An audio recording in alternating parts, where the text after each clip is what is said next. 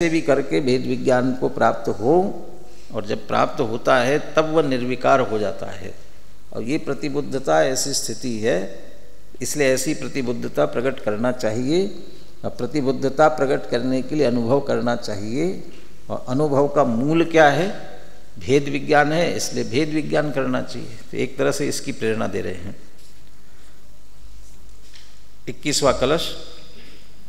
कथमपि हि लभन्ते भेद विज्ञान मूलाम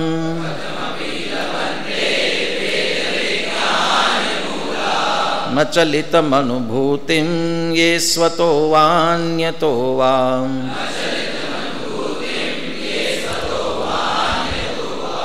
प्रतिफलन निमग्नानंत भाव स्वभावैर्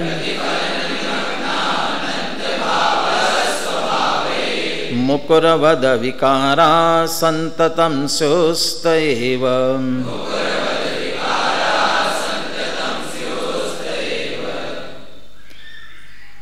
पहली पंक्ति, चूँकि यहाँ 4 पंक्तियों में विभक्त करके नहीं कलश छापा है, वैसे मालिनी 4 पंक्तियों में विभक्त करके छापते हैं, एक ही 2 पंक्तियों में लिया।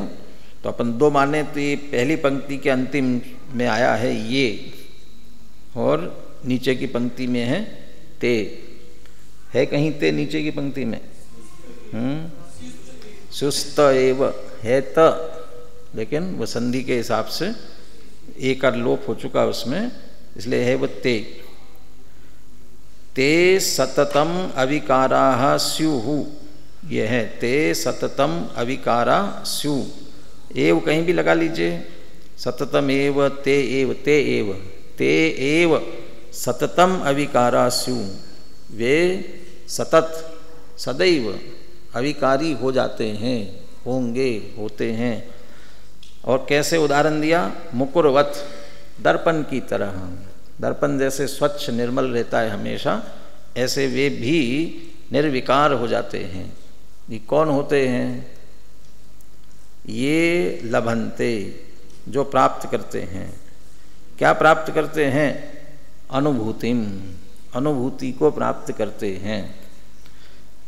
कैसी अनुभूति?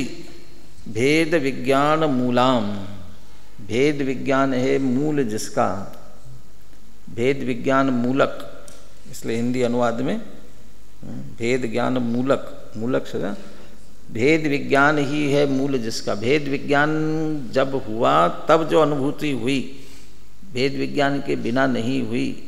उसके मूल में भेद विज्ञान पड़ा हुआ है। तो भेद विज्ञान मूलक ऐसी अनुभूति। और कैसी है? अचलितम, जो निर्णय किया डावाडोल नहीं है, विपर्य नहीं, संशय नहीं। अनध्यवसाय का तो प्रश्न ही नहीं। अनध्यवसाय वाला तो क्या करेगा? कुछ है ऐसा छोड़ के उपेक्षा पूर्वक छोड़ देगा। विपर्य वाला बिल्कुल विपरीतता में चला जाएगा। यहाँ यही है, ऐसा अच्छी तरह से दृढ़ता से, इदमेव में ईदृशमेव तत्वम न अन्यत न चान्यथा। ये इसके लिए दिया, निशंकित अंग के लिए दिया। और सम्यक ज्ञान का लक्षण दिया उसमें, अन्योन अनतिरिक्तम व्याथा तथ्यम विनाच विपरीतात। तो ये अचलित, जैसा है वैसा यथावत, उसमें फिर चलायमान नहीं होना, ऐसी अनुभूति। भेद विज्ञान मूलक अचल अनुभूति को लभन्ते, जो प्राप्त करते हैं। कैसे प्राप्त करते हैं? ये कथमपि, कैसे भी। तो कैसे भी माने ये जो दो विधि, 2 पद्धति उसकी, जिसकी चर्चा भूमिका से ही प्रारंभ की थी। स्वतो वा अन्यतो वा, स्वयं बुद्धत्व अथवा बोधित बुद्धत्व, स्वतः अन्यतः, स्वयमेव या किसी के उपदेश से, कैसे भी, कथमपि लभन्ते। काम करना, अपना काम निकालना हो तो कैसे भी करके काम निकालना चाहता है ना, तो साम दाम दंड भेद सब अपनाता है ना, कैसे भी करके। किस काम के लिए करता है? जो बहुत अनिवार्य समझता है, ये काम होना ही चाहिए, जरूरी, सबसे, तो वो बहुत ज़रूरी है। कैसे भी करके इसको करना है, जैसे करता है ना। तो सबसे ज़रूरी क्या है? सबसे ज़रूरी क्या है? आत्मा के लिए सबसे जरूरी क्या है? एक वाक्य है ना, आत्मानुभव जरूरी है, बाकी सब मजबूरी है। तो वो हम जगत में जितने चीज़ कहते नहीं, बहुत ज़रूरी है, इसके बिना काम नहीं चलेगा, बहुत ज़रूरी। वो सचमुच में लौकिक दृष्टि से बहुत कदाचित जरूरी होगा, लेकिन मजबूरी है, उस स्थिति की मजबूरी है। आपको परीक्षा देना जरूरी है कि नहीं है? परीक्षा देना जरूरी है कि नहीं है? जरूरी है कि आत्मानुभव जरूरी है? कौन सा जरूरी है बताओ? तो आत्मानुभव जरूरी है और परीक्षा मजबूरी है। तो मजबूरी फिर जरूरी क्यों कह रहे हो? क्योंकि अभी विद्यार्थी है, विद्यालय में रह रहे हैं, तो जरूरी है। यहाँ विद्यालय में रह रही ये जरूरी है, ठीक है। तो वो यूनिवर्सिटी की परीक्षा देते हो, वहाँ रहते तो नहीं हो, फिर वो क्यों जरूरी है? वो डिग्री लेना है, अपनी आगे की सर्विस करना, जो आगे का कार्य है उसके लिए ज़रूरी है। तो चूँकि वहाँ वो ज़रूरी है, अब उसके साथ साथ में और कुछ करते हो तो ज़बरदस्ती और कुछ भी करने पड़े तो वो कह सकते उसके साथ साथ की मजबूरी है। लेकिन सचमुच आत्मा के लिए तो एक आत्मानुभव, बाकी उससे अभी मनुष्य है और मनुष्य रूप में हमारा जीवन सांसारिक चल रहा है, तो खाना पीना, उठना बैठना, पहनना ओढ़ना, ये सब करना पड़ेगा। और ये खाना पीना हवा से तो आता नहीं है, कहाँ से आएगा? तो उसके लिए कमाना धमाना पड़ेगा। तो कमाना कहाँ से होगा, कैसे होगा? व्यापार धंधे से होगा, नौकरी से होगा। तो वो सब अध्ययन पढ़ाई उस तरीके से जो जिस लाइन में जाना चाहता है उसके बिना नहीं होता है, इसके लिए वो करना। तो ये सब तत्संबंधी सब मजबूरियाँ हैं। लेकिन आत्मा के लिए एक आत्मानुभव, तो जैसे लौकिक के कार्यों को हम कैसे भी करके करना ही चाहते हैं, वैसे कह रहे हैं कि आत्मानुभव इतना जरूरी लगे कि कथमपि, कैसे भी करके, तत्रादौ सम्यक्त्वम समुपाश्रयणी अखिल यत्नेन, सारा प्रयत्न लगा करके वो सम्यक्त प्रकट करना ही। ऐसे कथमपि स्वतो वान्यतो वा। और जब ऐसी अनुभूति को ये लभंते जो प्राप्त कर लेते हैं, ते अविकारास्यु संततम अविकारास्यु, वे निरंतर निर्विकार हो जाते हैं। कैसे? दर्पण की तरह दृष्टांत दिया, मुकुरवत। नहीं, वे भेद विज्ञान से आत्मा की अनुभूति तो कर ली, लेकिन पर पदार्थ तो सब जानने देखने में तो आएंगे ना। और जब सारे पर पदार्थ जानने देखने में आएंगे तो अच्छे देखने में आएंगे तो राग होगा, बुरे देखने में आएंगे तो द्वेष होगा। तो इष्ट अनिष्ट ये सब चलेगा कि नहीं चलेगा? राग द्वेष, और राग द्वेष के कारण फिर सुख दुख का अनुभवन, आकुलता, ये सब होगी कि नहीं? यही तो कह रहे कि नहीं होगी। प्रतिफलन निमग्ना अनंत भाव स्वभावई, भले वे अनंत भाव स्वभावई। अनंत भाव, भाव और स्वभाव दो शब्द लिए ना, तो भाव से लेना द्रव्य और स्वभाव से लेना उनके गुण पर्याय। तो वे अनंत भाव माने वे अनंत द्रव्य, अपने अपने द्रव्य गुण पर, अपने अपने गुण पर्यायों के साथ प्रतिफलन, प्रतिबिंबित होते हुए निमग्न, उसमें भले ही आ जाए, जानने में आ जाए, तो भी वे सब जानने में आने पर भी अविकारा, निर्विकार। तो ये अब भेद विज्ञान हो गया ना। ऊपर आ गई थी ना बात, दर्पण में जिस तरह अग्नि जलते हुए दिखाई दे रही हो, तो भी वो ज्वाला और उष्णता किसकी है? अग्नि की है। दर्पण तो स्वच्छ है, दर्पण की तो स्वच्छता मात्र है। तो वो कितना भी उसके सामने कैसा भी, वो तो अकेले अग्नि जले, उसके अलावा चाहे जितने पदार्थ होवे, दर्पण तो स्वच्छ रहता है, कोई दर्पण में अशुद्धि नहीं आती। वैसे ही कह रहे हैं, चाहे जितने कर्म का उदय, नो कर्म का संयोग, जो कुछ भी हो, और उस कर्म के उदय के अनुसार होने वाले मोह राग द्वेष विकारी भाव भी कितने भी हो, वे सब स्वपर प्रकाशक ज्ञान के स्वभाव में ज्ञेय बनते हैं। मेरा तो स्वभाव स्वपर प्रकाशक ज्ञान मात्र है, ये ज्ञात्रता मेरी है बस। दर्पण की तरह जैसी स्वच्छता वैसी ज्ञात्रता। मैं जानने देखने वाला हूँ, तो जानने में आए, ज्ञान का गेय बने। तो ज्ञान का गेय मात्र बने हैं, जिसने ज्ञान का गेय मात्र बना लिया उसे कुछ बिगाड़ करने में समर्थ नहीं है, विकार करने में समर्थ नहीं है, न राग न द्वेष, कुछ नहीं होता है। यदि उनके जानने से राग द्वेष होते हो तो सबसे ज़्यादा राग द्वेष किनको होना चाहिए? केवली भगवान को होना चाहिए। तो सारा लोकालोक झलक रहा है, तो सारा लोकालोक झलके तो उससे राग द्वेष होते ही रहे तो फिर निरंतर राग द्वेष आकुल व्याकुली होते रहेंगे? नहीं होते हैं। वे तो चौथे गुणस्थान से ही भेद विज्ञान होते ही धीरे धीरे उस भिन्नता का अभ्यास, अंदर में बराबर अप्रभावी रहने का अभ्यास वहाँ से प्रारंभ हुआ था। और मुनि दशा में तो उसका प्रबल अभ्यास समझ लीजिए, अच्छी तरह से ही। हरिमित्र महल मसान कंचन कांच निंदन तुतिकरण अर्घ्यावतारन नसी प्रहारन में सदा, बिल्कुल सहज। और ये सोच विचार करके सहज नहीं रहते हैं। मुनिराज को वो विकल्प आता ही नहीं है। वो दृष्टांत अपन इतना बड़ा चढ़ा करके भले ही बड़ा चढ़ा के देते हैं, उसको स्पष्ट करने के लिए वो चेल्ला रानी ने उपसर्ग किया, और नहीं, चेल्ला रानी ने उपसर्ग दूर किया, सैनिक राजा ने उपसर्ग किया। अब दोनों नतमस्तक हो रहे हैं। अब जब तो ये ध्यान खोल करके जब बाहर आए होंगे और देखा होगा तो उनको तो पता नहीं है किसने उपसर्ग किया था और किसने दूर किया था, पता थोड़ी था। ये तो अपने ध्यान में मग्न थे, बल्कि और उपसर्ग हुआ इसलिए और अधिक। अब जब तक ये उपसर्ग दूर नहीं होगा तब तक यहाँ से न गमन करना है न हिलना डुलना है, इसलिए और ध्यान में मग्न हो गए थे, तो उनको तो पता नहीं।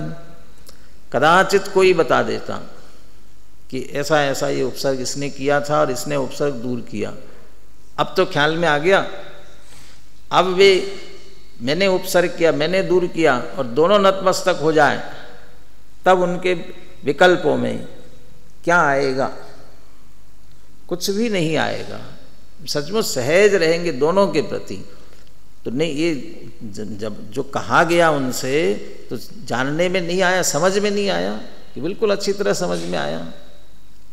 परंतु वे जानते हैं मैं चैतन्य स्वरूप आत्मा हूँ, इसने चैतन्य स्वरूप आत्मा पर उपसर्ग किया नहीं है, और उपसर्ग किया नहीं है तो इसने दूर भी नहीं किया। यदि उपसर्ग हुआ था तो शरीर पर हुआ था, दूर किया तो शरीर का किया, और शरीर मैं नहीं हूँ। ये संचेतन बराबर चल रहा है। इसलिए बिल्कुल सहजपने से कोई विकल्प नहीं, शत्रु मित्र के प्रति कोई भेद ही नहीं, दोनों के प्रति ऐसा सहज। ये जो वीतरागता का अभ्यास हुआ, ये अप्रभावित रहने का अभ्यास हुआ, इस कारण से जो निर्विकारीपना रहा, अब वो पूर्ण वीतरागता होने पर तो और परिपूर्ण वीतरागता प्रकट हुई। और यहाँ भेद ज्ञान होते ही श्रद्धा की अपेक्षा से वीतरागता आ जाती है। मेरे चैतन्य स्वरूप का किंचित मात्र भी बिगाड़ नहीं होता, चाहे जितने कर्म नो कर्म मोह राग द्वेष के परिणाम चाहे जैसे आते जाएं, मेरे ज्ञान की स्वच्छता को बिगाड़ करने की ताकत इनमें नहीं है। मेरा ज्ञान स्वरूप तो सहज जान देखन रूप वैसा का वैसा रहने वाला है। प्रतिफलन निमग्न अनंत भाव स्वभाव है। ये अनंत द्रव्य गुण पर्याय उसमें प्रति समय प्रतिबिंबित होवे, ऐसे प्रतिबिंबित हो मानो उसमें निमग्न हो गए हों, तब भी मुकरवत अविकारा, फिर भी दर्पण की तरह मेरा वह ज्ञान स्वभाव बिल्कुल स्वच्छ ही रहता है। इस तरह से संततम अविकारा स्यु ते एव, जो ये अनुभूति करते हैं वे इस तरह से सतत निर्विकार रह सकते हैं। श्लोक बुलाते पुनः, फिर श्लोकार्थ पढ़ते हैं। कथमपि हि लभन्ते भेद विज्ञान मूलाम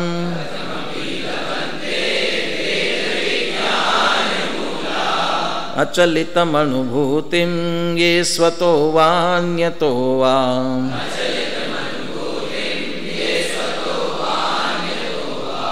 प्रतिफलन निमग्नानंत भाव स्वभावे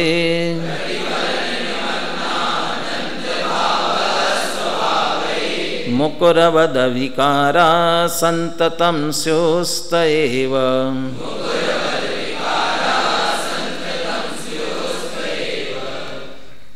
श्लोकार्थ नीचे।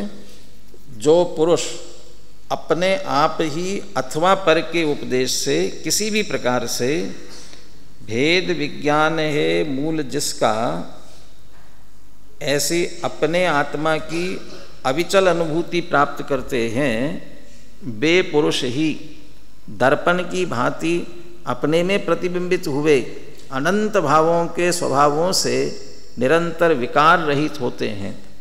ज्ञान में जो ज्ञेयों के आकार प्रतिभासित होते हैं उनसे रागादि विकार को प्राप्त नहीं होते। सकल गे गायक तदपि निजानंद रसलीन। ये तो वीतरागी भगवान की बात है।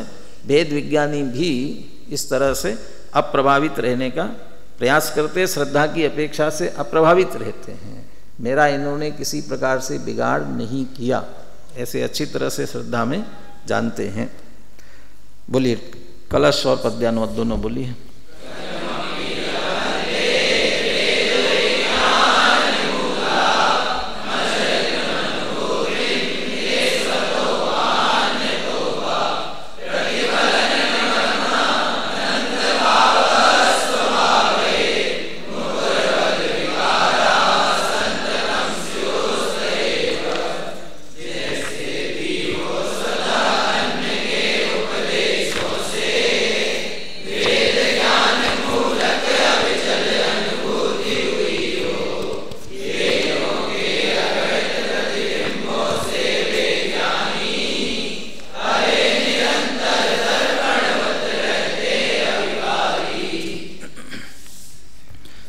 अभी मैं थोड़ा अनुशीलन छोड़ रहा हूँ, मैं नहीं पढ़ रहा हूँ, आपके ऊपर जिम्मेदारी छोड़ रहा हूँ। कल अनुशीलन के आधार से प्रश्न आपसे पूछूंगा। इसमें दो बातें मुख्य रूप से, ये 243 पेज पर एक पंक्ति का पैराग्राफ है। इस कलश में इन्हीं दो बातों पर वजन दिया गया है। वो कौन सी दो बातें हैं, इशारा मैं कर देता हूँ आपको। भेद विज्ञान मूलाम अनुभूतिम सतो वा अन्यतो वा, ये इस बात का विशेष खुलासा किया। वह अनुभूति भेद विज्ञान मूलक है और वह कैसे भी प्राप्त होती है, वो कैसे भी से तात्पर्य क्या है। और दूसरा, प्रतिफलन निमग्न अनंत भाव स्वभाव अविकारा संततम सुस्त एव, वो इसमें से विशेष अर्थ निकाला गया है। ये दो बातों को अच्छी तरह से पढ़ के आएंगे। ये दो बातें आपसे कल पूछेंगे। बनारसदास जी का छंद पढ़ लेते हैं 243 पेज पर। बोलिए।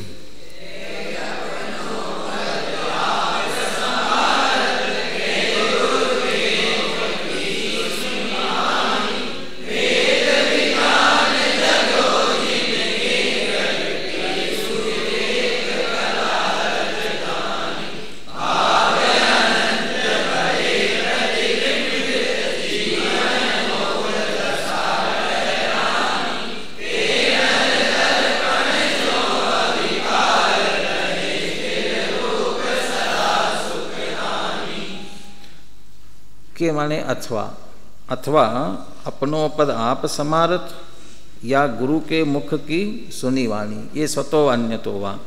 अपनो पद माने मैं चैतन्य स्वरूप आत्मा हूँ, ये निज पद है ना, अपना स्वरूप, ये आप समारत, अपने आप स्वयं जानते हैं। वो सम्यक दर्शन की प्राप्ति के संदर्भ में प्रवचन सार का है ना, मेरे ख्याल से जो स्वाध्याय करना चाहिए, ये जो छंद है, जिस गाथा का भाव क्या है इसमें, तत्वार्थ को जानते प्रत्यक्ष या जिन शास्त्र से दृगमोह उनका नाश हो, इस स्वाध्याय, इसलिए स्वाध्याय करना चाहिए। तो तत्वार्थ को जो जानते प्रत्यक्ष या जिन शास्त्र से, तो प्रत्यक्ष जानने का मात्र अर्थ स्वयं जाना या जिन शास्त्र से, शास्त्र के आधार से जाना। और जो निसर्गज और अधिगमज की दृष्टि से कहा गया, उस अपेक्षा से बात करते हैं। अपनो पद आप समारत, चाहे निसर्गज के गुरु के मुख की सुनी वाणी या गुरु के मुख से वाणी सुन करके उपदेश के माध्यम से या अधिगमज, किसी भी तरह से भेद विज्ञान जगो जिनके, प्रगति सुविवेक कला राजधानी, सुविवेक रूपी कला, और यही मानो राजधानी है मुख्य रूप से। ये प्रकट हो गई, भेद विज्ञान जिनके घट में जागृत हुआ, माने भेद विज्ञान प्रकट होकर के सुविवेक सम्यक ज्ञान जिन्हें प्रकट हुआ है। भाव अनंत भय प्रतिबिंबित, फिर अनंत पदार्थ चाहे उसमें प्रतिबिंबित हो जाए, जीवन मोक्ष दशा ठहरानी, उनकी दशा कैसी हो गई है, मानो वे मुक्त ही हो गए हों, जीवन मुक्त हो गए हों। चौथे गुणस्थान से लेना है तो दृष्टि मोक्ष ले लेना, और जीवन मुक्त तो अरहंत भगवान को कहते हैं, तो बीच बीच की सभी दशाएं सम्यक दर्शन से लेकर के वहाँ तक सभी लेना। ते नर दर्पण जो अविकार रहे, वे दर्पण की तरह अविकारी रहते हैं। स्थिर रूप सदा सुखदानी, उन्हें फिर दुखी नहीं कर सकता कोई, आकुल व्याकुल नहीं कर सकता, चाहे जितनी प्रतिकूलता आवे। ये सब किसके सुख दुख जितने भी आते हैं ये सभी ये पुण्य पाप का फल है। पुण्य पाप फल माही हरख बिल को मत भाई, यह पुद्गल पर छाए उपजी बिन से छिर नाही। ये तो उसका उदय है, इसलिए स्थिर रहते हैं, उनसे बिल्कुल भी विकार रूप नहीं होते हैं, निरंतर अविकारी ही रहते हैं। ये अपनी 21वें कलश की चर्चा पूरी हुई। 2 गाथाएं इसमें जैसे आचार्य की टीका में विशेष आई हैं, उनको भी अपन गौन करते हैं, आप उसमें से पढ़ लेना। अब आगे 20 से 22 गाथाओं का प्रकरण प्रारंभ करते हैं, जितना हो जाए अभी।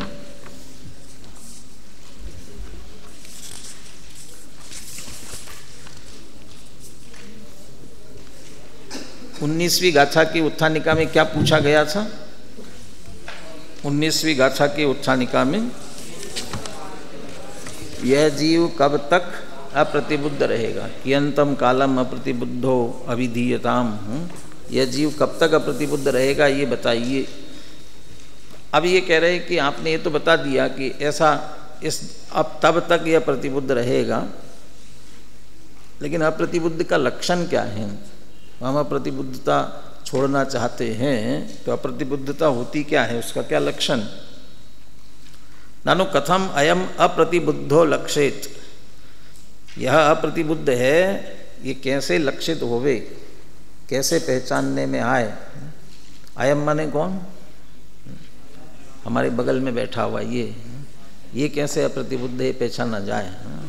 इससे क्या करें हम? फिर इसको गाली देते रहे, तुम तो अज्ञानी हो, तुम तो अज्ञानी हो। इसके लिए कह रहे हैं अयम माने यह, अर्थात मैं स्वयं अप्रतिबुद्ध हो, ये मुझे कैसे पहचानने में आए? अप्रतिबुद्धता का लक्षण क्या है? अब ये वो लक्षण बताते हैं।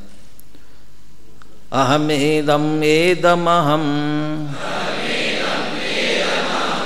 अहमेदस्म्य अत्थिमम एदम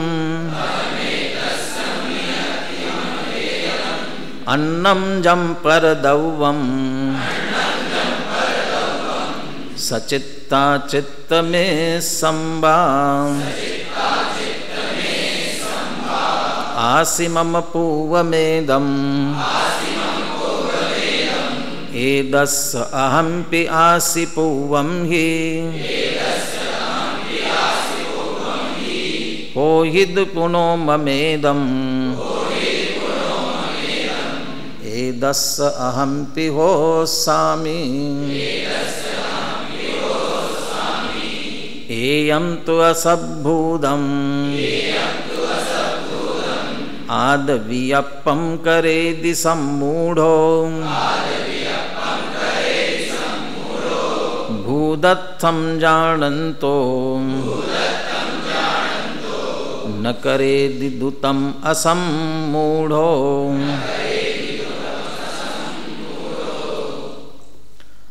अन्नम जम परद्रव्यम, अन्य जो परद्रव्य, कौन से? सचित्त, अचित्त और मिश्र। तो चाहे वो सचित्त हो, अचित्त हो, चाहे मिश्र हो। सचित्त क्या होते हैं? फल फूल आदि, अकेले वे ही नहीं है, जो भी चेतन सहित है वह सब सचित्त। अभी हिंदी अर्थ करते समय आएगा, स्त्री पुत्र इत्यादि चेतनता सहित है, इसलिए वे कैसे हैं? सचित्त। अचित्त माने जिनमें चेतनता नहीं है। घर, दुकान, मकान, धन, संपत्ति, वैभव, कपड़े, गहने, ये सब कैसे हैं? अचित्त है। और मिश्रम माने, मिश्र माने क्या? दोनों जिसमें हैं, सचित अचित दोनों मिश्र रूप से जिसमें पाए जाते हैं, वे ऐसे। ग्राम नगर आदि कहा, तो गांव कहा, नगर कहा, तो ये जैसे जागीर होती थी ना, इतने गांव का ये जागीरदार है, इतने ही गांव का मालिक। तो गांव का मालिक है तो गांव में जो जड़ संपत्ति उसका भी, और जो वहाँ मनुष्य है वो भी उसके अधीन है। वो सचित अचित दोनों मिश्र हो गए उसमें, मिश्र वहाँ। और वे सभी अन्य हैं। ऐसे जो अन्य परद्रव्य, अब इनमें अहम एदम एदम अहम, एकत्व बुद्धि, ये मैं हूँ या मैं ये है, ऐसा ये सभी के संदर्भ में। जो धनवान होता है वो धन से ही अपनी पहचान करता है। धन है तो मैं हूँ, और धन नहीं है तो मैं कुछ नहीं हूँ। इसलिए ही बहुत अधिक धनवान है और एकदम घाटा लग जाए तो हार्ट अटैक हो जाता है। वो हार्ट अटैक नहीं हो तो आत्मघात करता है, खत्म हो गया हो, वो उसी से अपनी पहचान करता है। कोई परिवार के साथ सचित परिवार है तो मैं हूँ, परिवार नहीं है तो मेरा क्या अस्तित्व है, तो उसके साथ अपना अहम एदम एदम अहम, यही मैं हूँ या मैं ये हूँ, एकत्व। और ममत्व बुद्धि के लिए कहते हैं अहम एदस अम्मी एदम मम अथी। ये भी आपको प्राकृत अनुवाद सिखा रहे हैं, प्राकृत का अनुवाद। अहम एदस अम्मी, मैं इसका हूँ, और एदम मम अथी, यह मेरा है। ये ममत्व बुद्धि हुई दोनों तरफ से, मैं इसका हूँ और ये मेरा है। मैं इसका स्वामी हूँ और ये मेरी संपत्ति है। तो इस तरह स्वस्वामी संबंध जोड़ता है, तो ये ममत्व बुद्धि हुई। ये तो हुई है ऐसे ना अथी है ना, अम्मी, अस्ति, अस्मि, ये हूँ के अर्थ में, ये वर्तमान के अर्थ में। अकेले ये जो एकत्व ममत्व बुद्धि है, ये अकेले वर्तमान में जोड़ता है ऐसा नहीं, ये भूतकाल में भी जोड़ता है। आसिमम पूर्वम एदम, एदम एदम माने कौन? एदम माने कौन? ये अन्नम जम परदवम सचित्ता चित्त मिश्र, ये जो है ना, ये सभी आसिमम पूर्वम एदम मम पूर्वम आसी, ये मेरा पूर्व में था। और अहमपि आसी पूर्वम ही, एदस अहमपि आसी पूर्वम ही, मैं भी इसका था पहले ये मेरा था, मैं इसका था। ये मकान जो बेच दिया, निकाल दिया, ये मेरा था पहले, या ये कहता है इसका मालिक मैं था पहले, तो ये मेरा था, मैं इसका था, ये पूर्व की बात लेते हैं। अकेले भूतकाल से ही जोड़ते ऐसा नहीं, भविष्य से भी जोड़ते हैं। कैसे? हो हिदि पुणो ममेदम, पुनः एदम मम होदी, ये मेरा होगा। ये फ्लैट जो बन रहा है ना, ये मेरा होने वाला है, ये मेरा होगा, खरीदने वाला हूँ मैं। ये भविष्य के लिए जोड़ता है ऐसा। और एदस अहमपि होस्सामि, अहमपि एदस होस्सामि, ये मेरा होगा, मैं इसका मालिक हो जाऊंगा।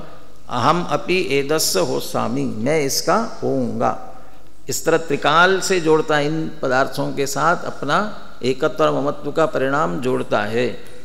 तो बराबर है ना, ऐसा होता है। जो भूतकाल में था वो इसका था, अभी जो है इसका है, जो होने वाला है इसका होगा। बात तो सही है कि नहीं?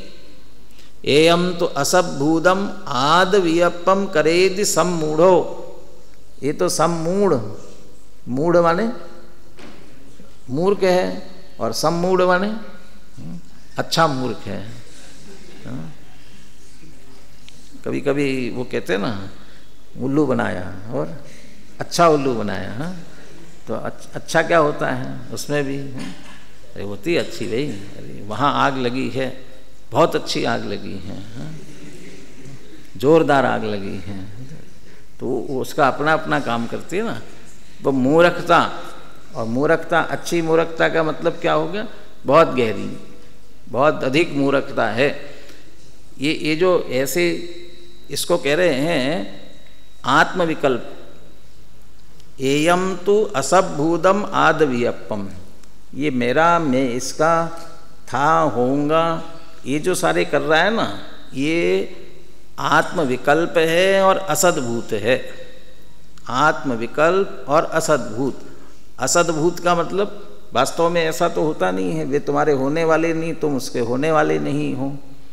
तो फिर ये जो चल रहा है परिणाम, ये क्या है? बस ये तुम्हारे आत्मविकल्प है। तुम सोच सकते हो, इनकी इसकी सीमा तुम्हारे सोचने तक है, आत्मा के विकल्प करने तक है, पर उसके आगे नहीं। होंगे नहीं ये तुम्हारे कभी आत्मविकल्प। अब वो भी झूठे हैं, होते तो है नहीं कभी, इसलिए। और ऐसे ये झूठे आत्मविकल्प होते नहीं है, मात्र विकल्प हैं और झूठे हैं। फिर भी कौन करता रहता है ऐसा? सब मूढ़ो, जो अच्छी तरह से मूर्ख है वे ऐसे विकल्प करते रहते हैं।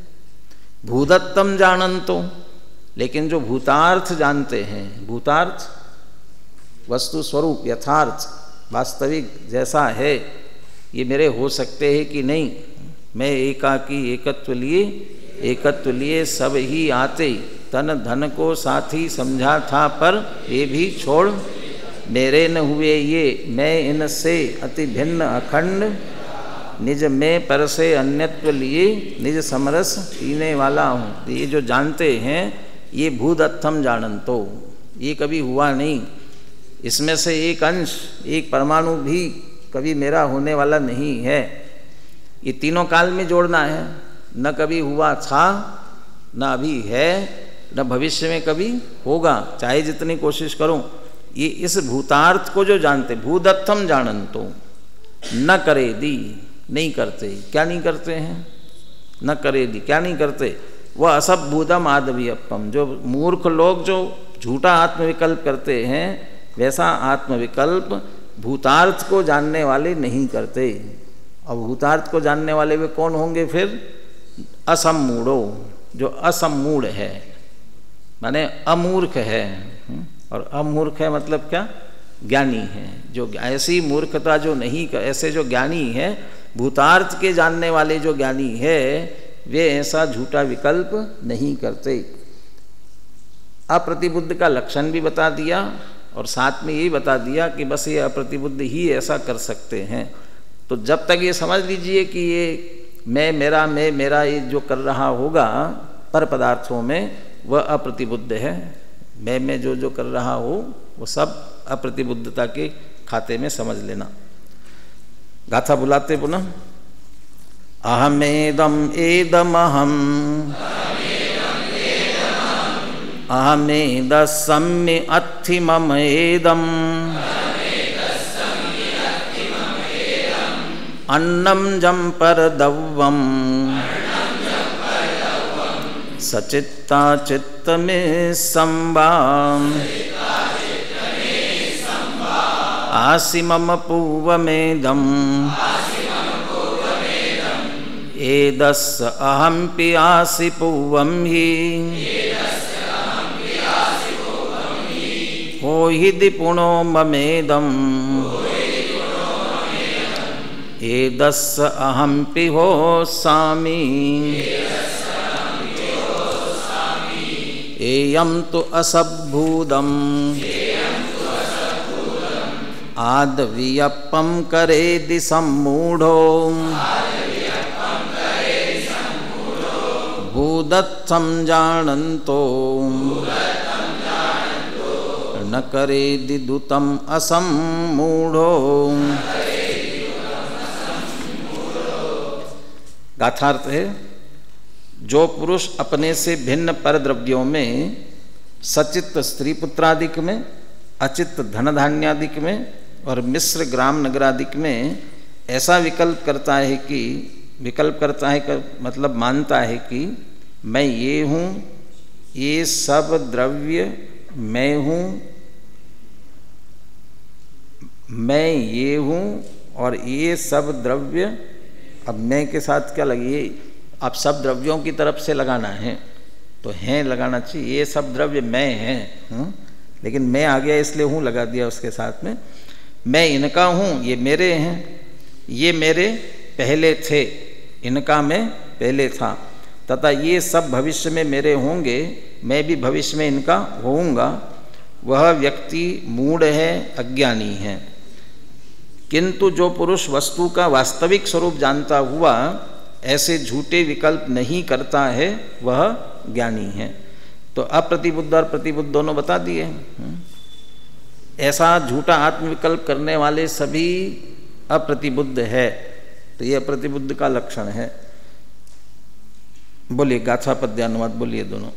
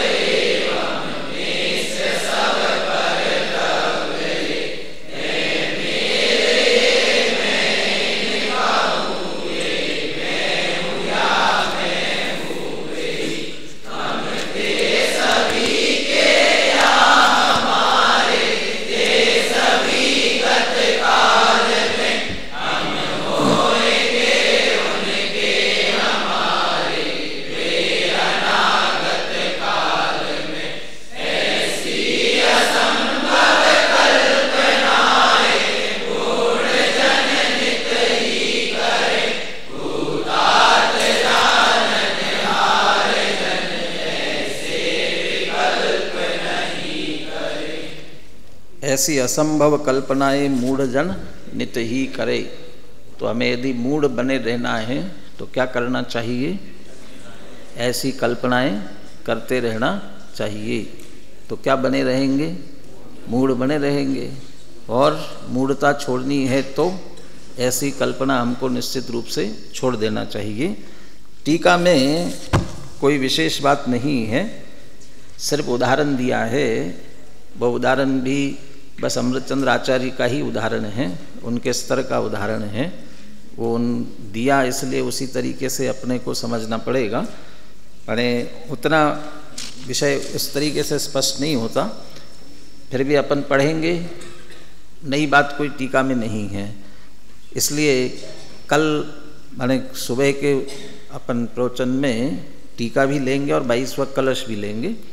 आपको एक और होमवर्क उसके साथ साथ पिछले कलश का होमवर्क और ये जो गाथा पड़ी है इसमें जो सचित अचित मिश्र, इसकी चर्चा जैसे आचार्य ने की है और उन्हें थोड़ा अलग अर्थ किया। सचित अचित मिश्र का क्या अर्थ है, साथ में वो दो तरह से अर्थ किया।